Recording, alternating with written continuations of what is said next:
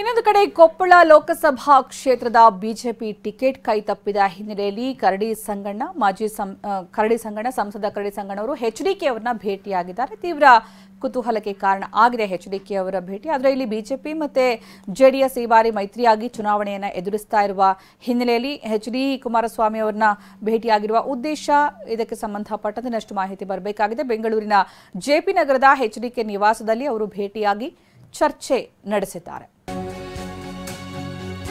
ಇನ್ನು ಟಿಕೆಟ್ ಸಿಗದ್ದಕ್ಕೆ ಕರಡಿ ಸಂಗಣ್ಣ ಅಸಮಾಧಾನಗೊಂಡ ಹಿನ್ನೆಲೆಯಲ್ಲಿ ಕರಡಿ ಸಂಗಣ್ಣ ಮನವೊಲಿಕೆಗೆ ಬಿಜೆಪಿ ನಾಯಕರು ಸಾಕಷ್ಟು ಕಸರತ್ತು ನಡೆಸ್ತಾನೆ ಇದ್ದಾರೆ. ಇವತ್ತು ಮಧ್ಯಾಹ್ನ 3 ಗಂಟೆಗೂ ಬಿಜೆಪಿ ಕಚೇರಿಯಲ್ಲಿ ಸಭೆ ನಿಗದಿಯಾಗಿದೆ. ಕರಡಿ ಸಂಗಣ್ಣ ಜೊತೆಗೆ ಬಿಜೆಪಿ ನಾಯಕರು ಮಾತುಕತೆ ನಡೆಸಲಿದ್ದಾರೆ.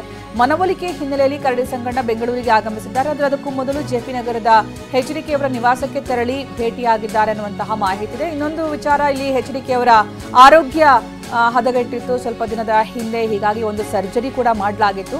ಹಾಗಾಗಿ ಈ ಆರೋಗ್ಯ ದೃಷ್ಟಿಯಿಂದಲೂ ಕೂಡ ಅವ್ರನ್ನ ಭೇಟಿ ಮಾಡಿರಬಹುದು. ಇತ್ತ ಕರಡಿ ಸಂಗಣ್ಣ ಮನವೊಲಿಕೆಗೆ ಬಿಜೆಪಿ ನಾಯಕರ ಕಸರತ್ತು ಮುಂದುವರೆದಿದೆ. ಅವರು ಒಂದೇ ಮಾತು ಅಲ್ಲಲ್ಲಿ ಈಗ ಕರೆದಿದ್ದಾರೆ ನಮ್ಮ ನಾಯಕರು. 3 ಗಂಟೆ ಪಾರ್ಟಿ ಕಾರ್ಯಾಲಯದಲ್ಲಿ ಕರೆದಿದ್ದಾರೆ.